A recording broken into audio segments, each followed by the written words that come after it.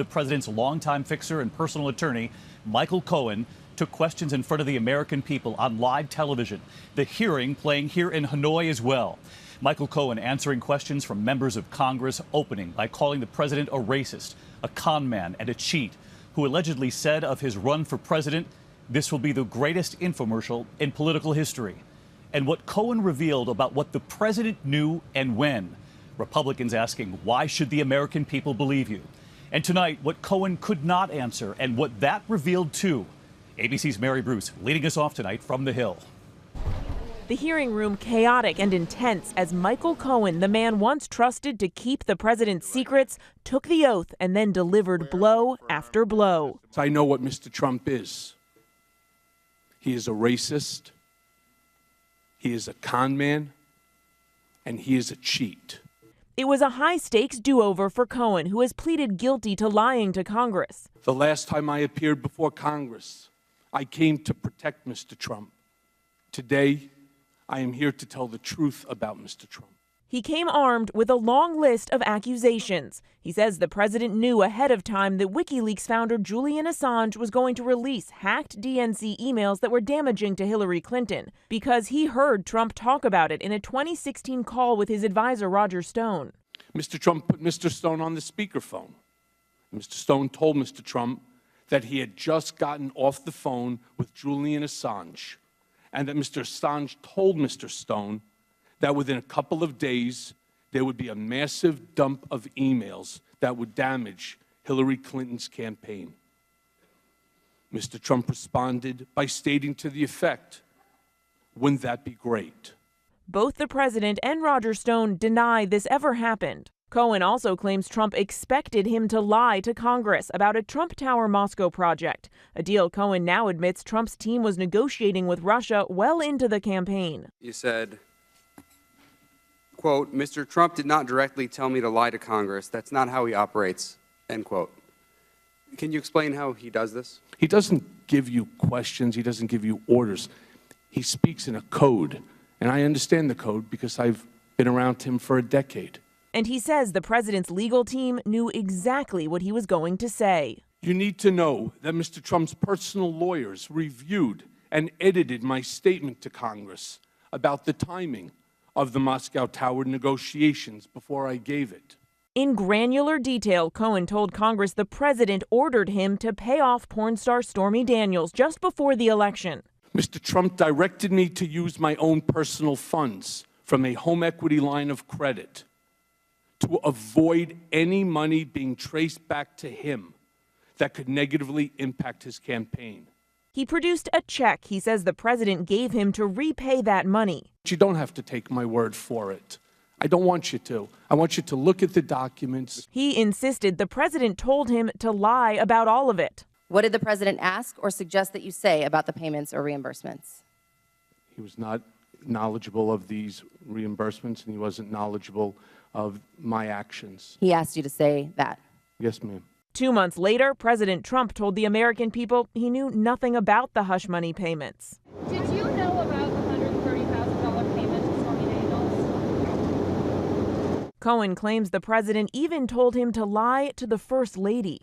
I lied to the First Lady when the president called me and I was sitting in a car with a friend of mine, and he had me speak to her and explain to the First Lady.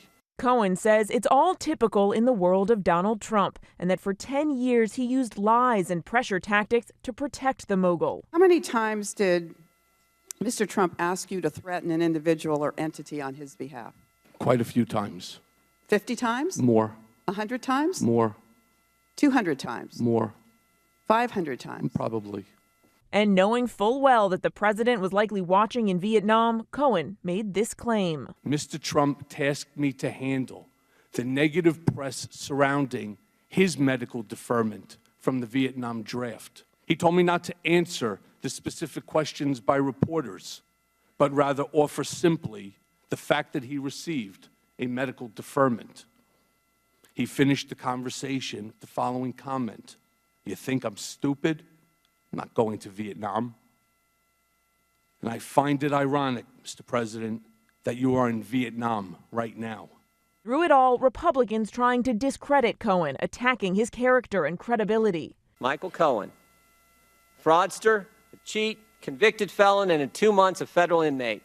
A narcissist, a bully who cannot tell the truth, whether it's about the president or about his own personal life. This liar, liar, pants on fire. They accused him of trying to cash in on his infamy, calling him a man scorned when the president didn't bring him to Washington. You said all these bad things about the president there in that last 30 minutes, and yet you worked for him for 10 years? Mr. Cohen, how long did you work in the White House?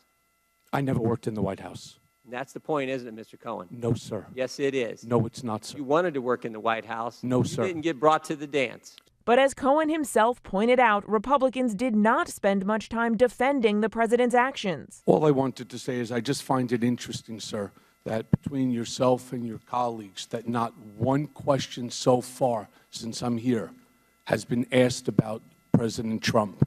The disbarred lawyer saying he owns his mistakes. Cohen calling himself a cautionary tale for the president's defenders. And I can only warn people, the more people that follow Mr. Trump, as I did blindly, are going to suffer the same consequences that I'm suffering. Mary Bruce joins us live from the Hill tonight. And Mary, this evening, the president's team pushing back hard against Michael Cohen. No surprise there. David, the president's campaign says Cohen is, quote, a felon, a disbarred lawyer, and a convicted perjurer. And tonight, the president's lawyer says Trump's legal team never edited or changed Cohen's previous false testimony to Congress. David. Mary Bruce leading us off from the Hill tonight. Mary, thank you. And there were some questions Michael Cohen could not answer. He said he wasn't able to because of ongoing investigations, and that made news too. So let's get right to our chief legal analyst, Dan Abrams, tonight. And Dan, this is what Michael Cohen said. Is there any other wrongdoing or illegal act that you are aware of regarding Donald Trump that we haven't yet discussed today? Yes, and again, those are part of the investigation that's currently being looked at by the Southern District of New York.